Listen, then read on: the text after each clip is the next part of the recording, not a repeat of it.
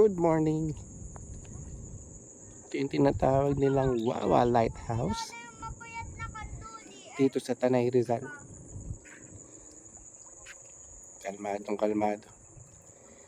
Relaxing. Happy Sunday everyone. November 2nd.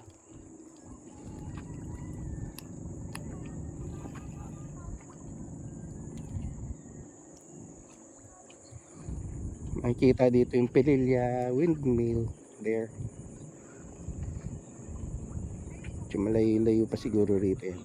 Mukha lang malapit.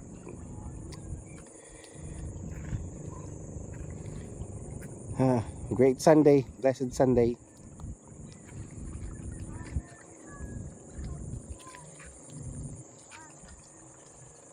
Tingin ko nag-high tide din dito. Ayan o. Hindi makakapuntang lighthouse. Daw sarado dun yung gate. Mataas yung tubig. Nice. Lamig yung hangin. Don't know, maybe it's Burr month. That's why